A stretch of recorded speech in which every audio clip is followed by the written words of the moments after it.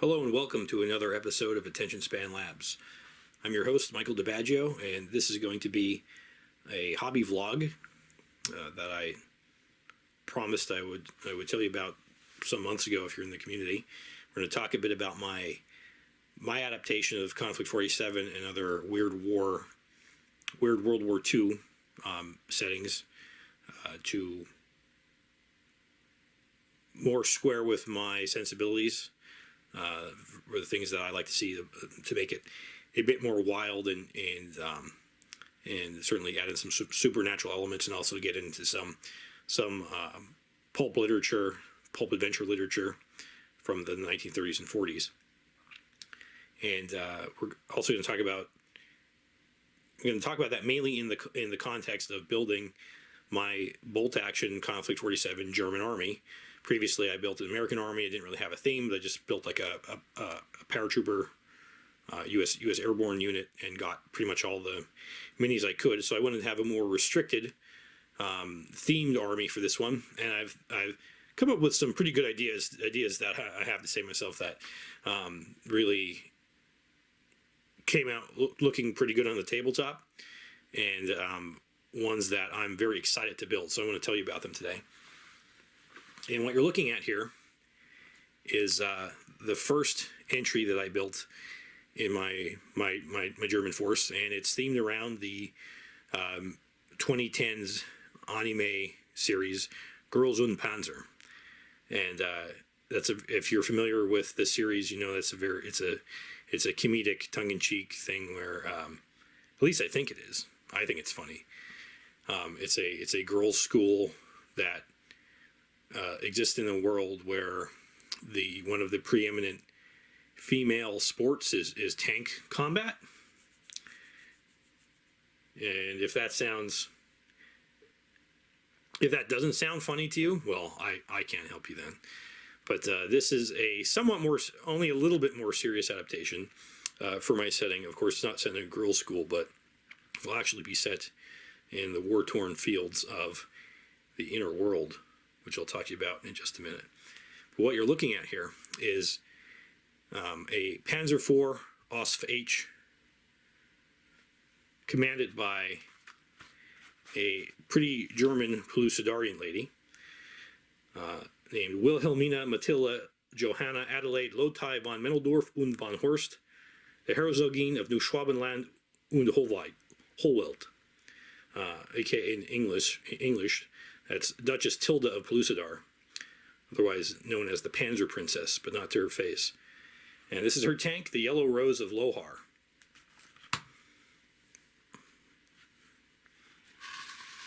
And you've already seen this if you're on my community tab. I took some pictures of it. So this is an Italeri 156 scale kit by Warlord Games, 4 bolt action. It has the shirts and skirts on. But the custom elements about it, obviously, are the paint job with the yellow and the pink. Actually, the yellow looks pretty close to Dunkelgelb once you wash it, but this is actually, it's a spray paint called Honey Yellow. I used it for making wheat fields, actually, when I was spray painting some teddy bear fur to lay out on the tabletop. But this is, it's a bit brighter, it's a bit richer color, and with the white and pink accents, but still correct labeling.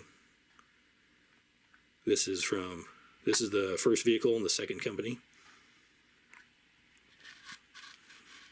Now, the custom part is the commander herself, Duchess Tilda.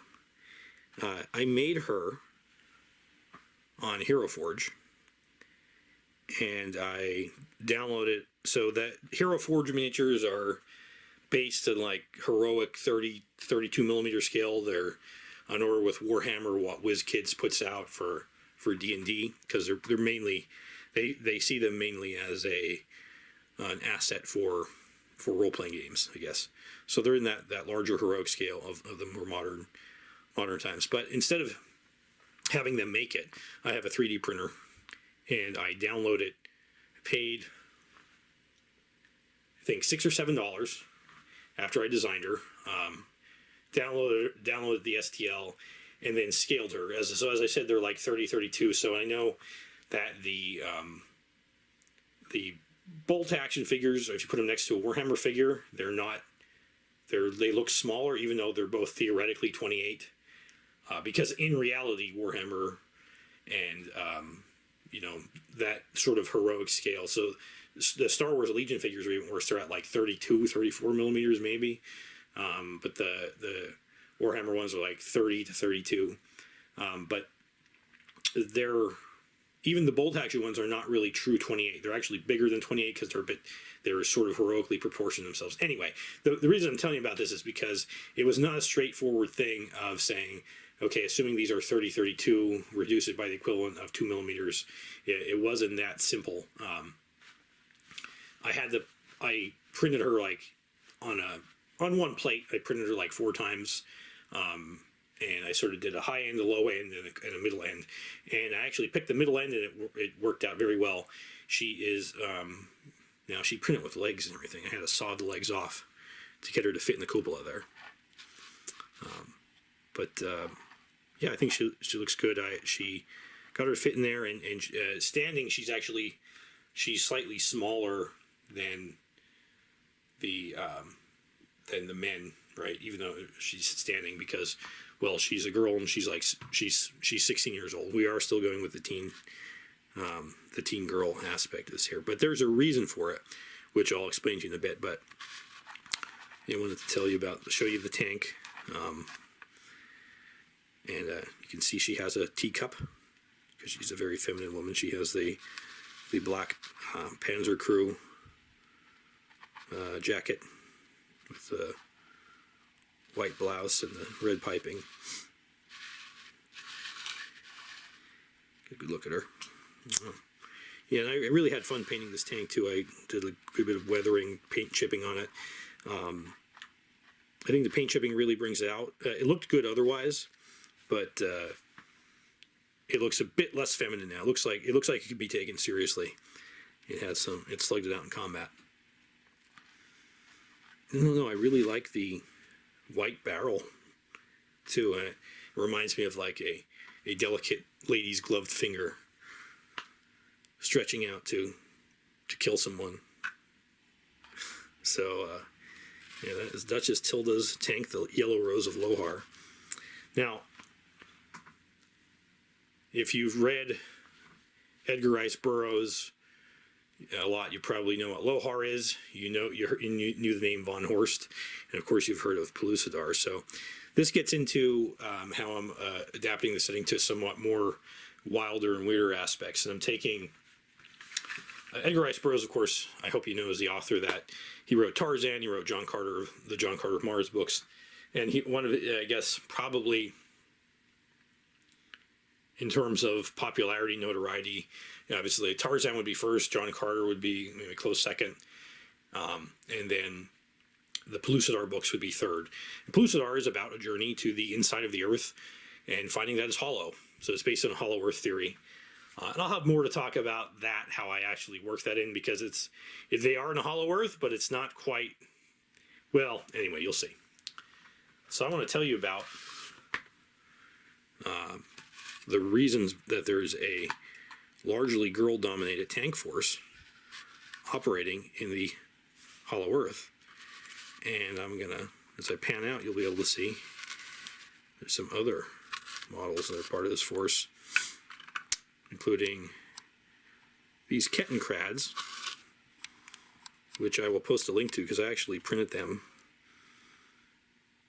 I printed them from Thingiverse, scaled them a bit, made them a little bit smaller, I think.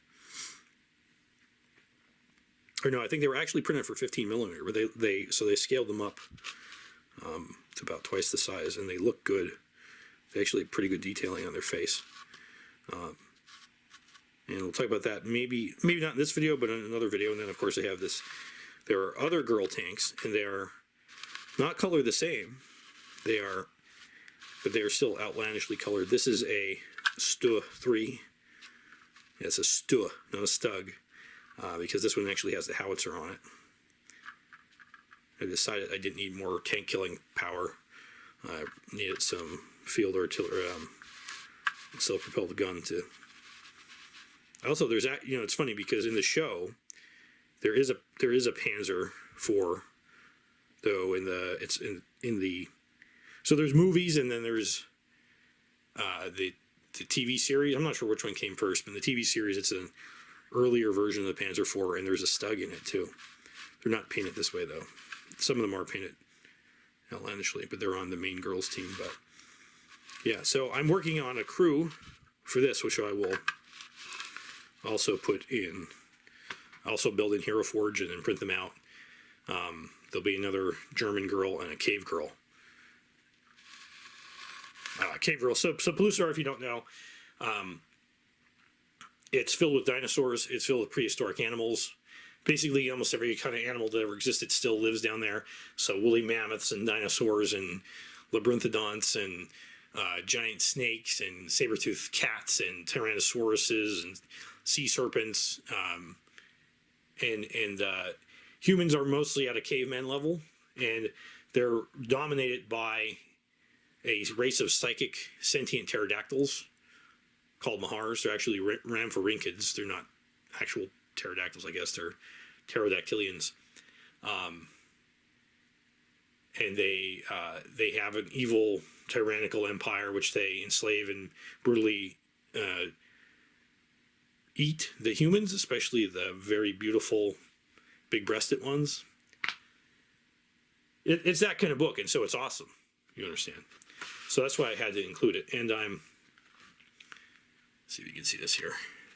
Used as besides the book, so that's the other thing. This is David Critchfield's The Gilak's Guide to Pellucidar. This is available on Amazon. I'll post a link to it, or it was at some point. So this is a good source book to have, although I have read the Pellucidar books. So I think the first 3 are in the public domain. Let me get this camera readjusted here. I think, well, at least the first 2 are in the public domain. The first one is At the Earth's Core. The second one is called Pellucidar itself. And they follow the adventures of David Innes and his buddy Abner, his absent-minded scientist pal Abner Perry, and their dealings with the Mahars and the cave people, which are called Gilaks. That's what a Gilak is. Yeah, so Gilak are humans, and in the books, basically, Innes ends up discovering the secret of the Mahars' reproduction. So the Mahars are all female, and so they can't reproduce naturally. So they have some sort of artificial process. He steals that from them, leads the humans in revolt, breaks the power of the Mahars, their main city at Phutra, and establishes the Empire of Pellucidar. And then other adventures come in the 4th book. Tarzan actually comes to Pellucidar in an airship along with Wilhelm von Horst, who is this lady's father. So so she is Duchess Tilda is the daughter of von Horst, Wilhelm von Horst, who was on the crew of this airship, and a Gilak lady called Laja of Lohar. I know that makes her sound like a hip hopper, but she's not. She's a cave girl, very beautiful cave girl, and she wins this proud German over. This is in the books as it is, and he decides to stay there with her. So in the alternate history setting, so the Pellucidar books take place like in our quote unquote real history, but in this alternate setting, the World War I ends differently. So von Horst actually he establishes the colony of German Pellucidar, or Holwelt, which basically I think means world hole, I think, in German. So it means the inner earth, for the Empire of Germany, which basically won in a negotiated peace. The Americans never entered the war. I'll get into more detail on the long-range alternate history, but they establish a colony in Pellucidar by way of an Antarctic expedition, which happened in real life as well, the Neuschwabenland expedition, for New Swabia, and they claim part of Antarctica. And there's basically a hole there that connects Antarctica to the inner world. And so the Germans have territory in both Antarctica and inside the Hollow Earth.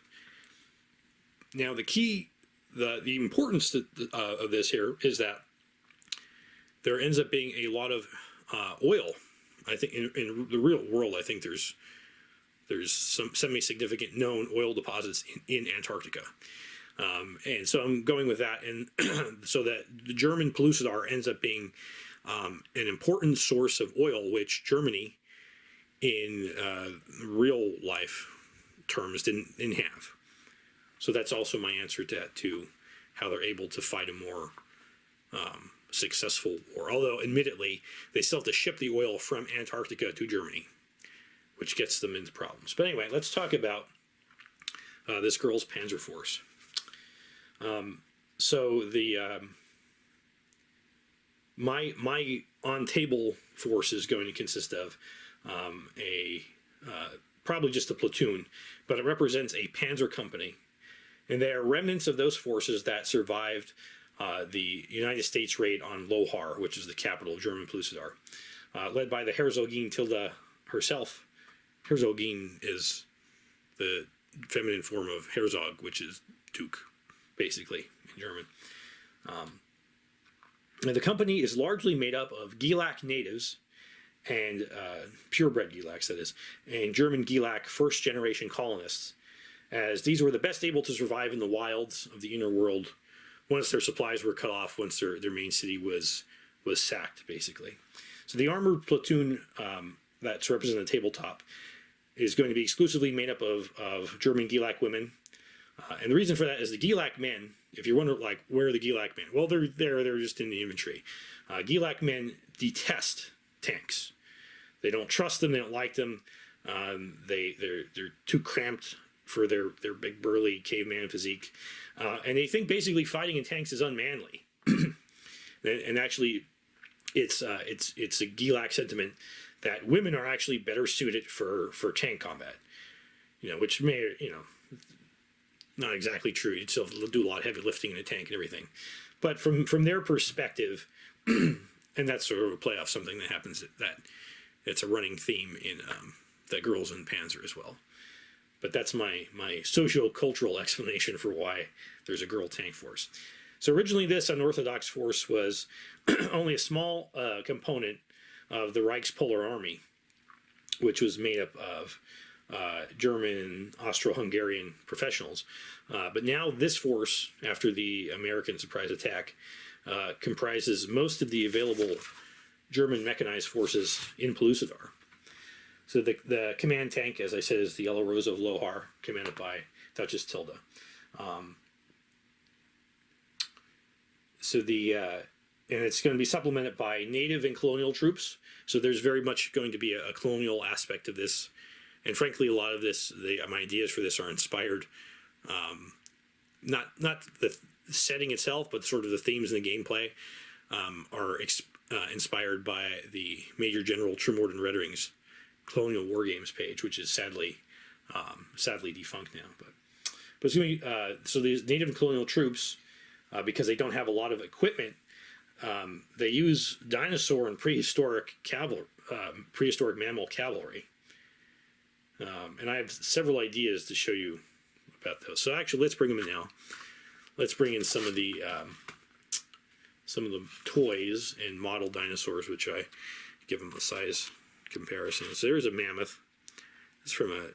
This is not G.I. Joe scale by any means, but it came from a Leonard Core toy set. So it's like a tiny mammoth that like a G.I. Joe figure could ride. Yeah, it's got a buzz cut, which I thought was appropriate for a German force. I don't think they'd have like shaggy haired mammoths going around. And 3D printed. Let's see if we get a better shot here.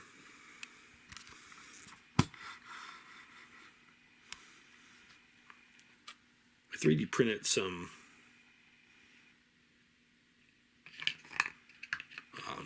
armored enclosures. I don't really know what to call them. They were from Thingiverse 2. And they were 4 a kind of 40K style war elephant, and there was a whole elephant to be printed out. But I didn't want to print it out because I thought that would have been a pain on my resin 3D printer. Would have been very heavy anyway. I already have a woolly mammoth here. So anyway, I figure, I'm not sure exactly what this is going to be. This will be, these dinosaurs and such will be the subject of future vlog entries, excuse me, for sure. You know, maybe it has a flak gun in there.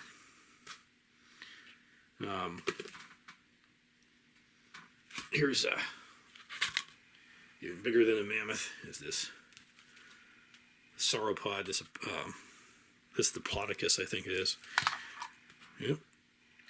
Not nice light down. All right. Yeah, if I can. Yep. Can't even zoom out anymore. Anyway, it's pretty big.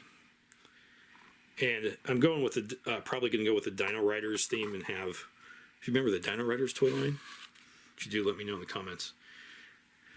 Strap some armored sections on here. Maybe put one of these double barrel 36 millimeter flak guns. This is another model I printed out from Thingiverse.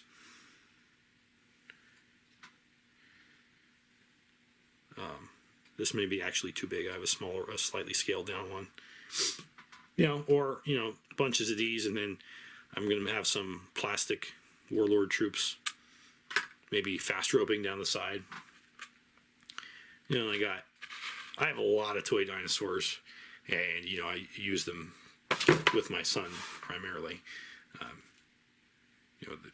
They usually fight the GI Joes and stuff, but there's some of them that are more suitable, I think, because of their size. This one I actually just bought recently for myself is a Jurassic Park figure, and it's supposed to be like a small ankylosauroid, but it's supposed to be more standard size one here. Maybe that's mounted a gun. Maybe there's a flak gun on that. I don't know. I would have got the Flakosaurus from Eureka Miniatures, except that the kit is unavailable, and I asked them about it, and they said they could send me the German crew and the chassis and the flak gun, but the ankylosaur itself wasn't available anymore. And then I asked him more questions about it, said I wanted to order it, and then the guy never got back to me. So I just went ahead and did my own thing. To be lesson, answer your emails if you're on a store. But yeah, so we'll, like I said, here's a Doedicarus. Probably more like a, I'm also going to have these smaller ones used to tow, along with the Kettenkrads, used to tow artillery pieces. I have a couple 3D printed Nebelwerfers, maybe an 88, something like that. We'll talk about that in future installments. So yeah, those are going to be very exciting. I think you guys are going to, if you like dinosaurs and if you're into dinosaurs and prehistoric mammals and cavemen, and who isn't, especially combining them with tanks and artillery. So let's talk a bit about the Pellucidarian colonies themselves. So the obviously von Horst wasn't the first man from the outer world to get to Pellucidar, but for it goes back quite a while. People have sort of stumbled into the inner earth for some time. Just reading from my notes here, as recounted by the travelogues of Arthur Gordon Pym of Nantucket by Edgar Allan Poe, and the Smoky God manuscript. The Smoky God was another public domain.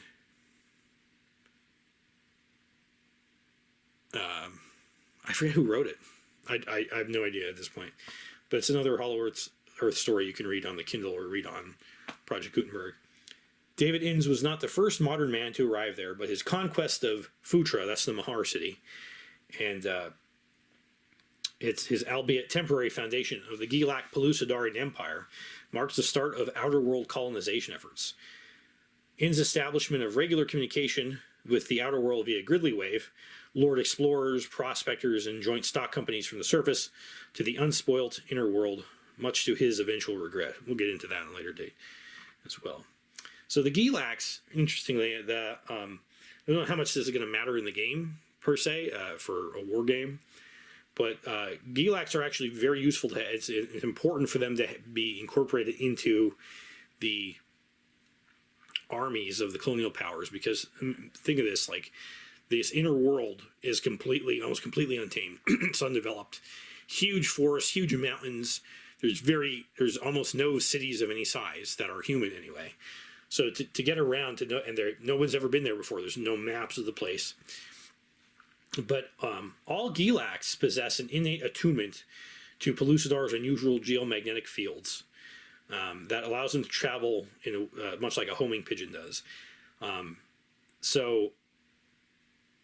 It actually talks about that in the Gilaks Guide to Pellucidar book, how they can use their fingers to sort of tell where they are on lines of longitude and so forth, and they always instinctively know their way to their home village where they're born. So that's a strategic advantage in the colonization efforts. But however, very few half-breed being, outer world human and, and mating with Gilaks, that very few of them retain this ability, putting them at a disadvantage. Gilaks also require much less sleep. So in Pellucidar, because it's on the inside of the Earth, theoretically, there's a sun, but the sun doesn't rise or set. It just hangs in the sky all day, so it's perpetually noon. So time they don't need to sleep as much, and their perception of time is very, very different. Contact with the outer world predates the Insperi expedition, which goes back to the story, the conquest of Atvatabar. I forget who wrote that too. But it was written in the 1890s, and it's very similar in the same way that Edgar Rice Burroughs cribbed a lot of stuff from the Gulliver Jones story on Mars for which is an excellent story, by the way. Cribbed a lot of those ideas for John Carter of Mars. He seemingly cribbed a lot from Atvatabar as well for the Pellucidar stories, and that's okay. I'm not. I like the Pellucidar stories better than Atvatabar, but the Atvatabar Bradshaw, I think, was the guy's name who wrote Atvatabar, and I'll link that as well. But it's a pretty good story. You can listen to an audiobook too. Some of it is, maybe a little bit tedious. I don't know, because there's a lot of philosophizing and psychoanalyzing what's wrong with our society there. Anyway, it's his idea of a utopia, so there's a bit too much of that. But anyway, so I'm taking that Atvatabar as being like another significantly large region, another empire in Pellucidar that's sort of maybe on the far side of the planet from where Inns came from.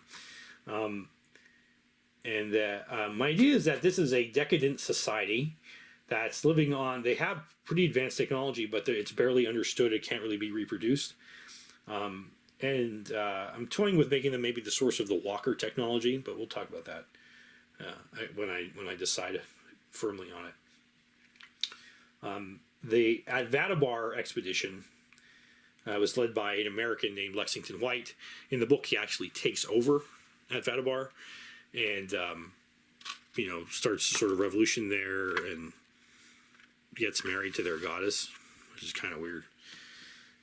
But so in this setting, Atvatabar, that contact was a source of much spiritualism, spiritualistic ideas in the Findisik, and weird religious philosophies. My idea is that probably Lexington White did not win his war in his Atvatabar Civil War that he started, but it kind of broke the power of their empire. And they're probably, I'm modeling them, I think they're coming like an isolationist, xenophobic rump state that begins in the after World War I period, getting carved up by service worlders, sort of like China was at the time of the Boxer Rebellion. And then playing into all this is, of course, although Germany obviously is different, the Vril-Gesellschaft, the Vril Society, which probably didn't exist in real life, although some high-ranking Nazis apparently did believe. I'm getting into some esoterica here, but the Vril Vril comes from Edward Bulwer-Lytton's story, the Vril, the Power of the Coming Race. Anyway, you've probably heard of it.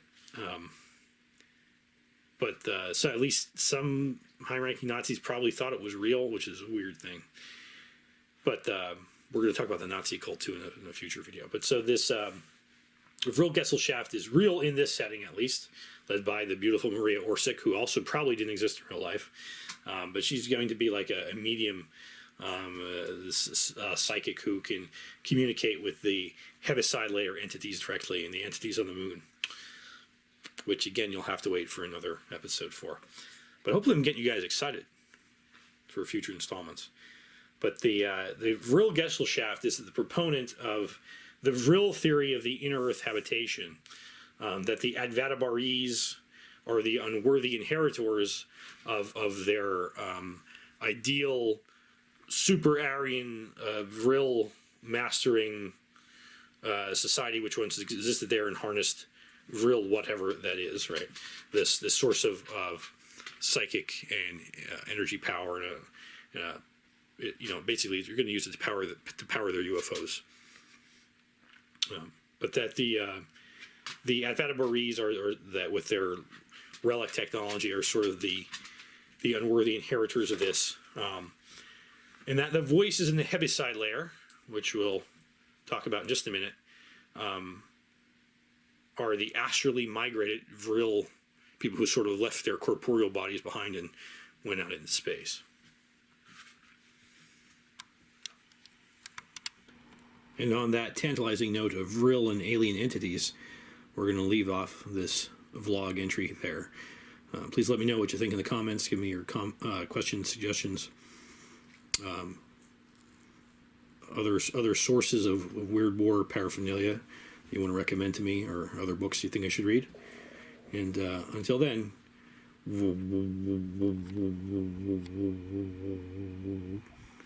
farewell.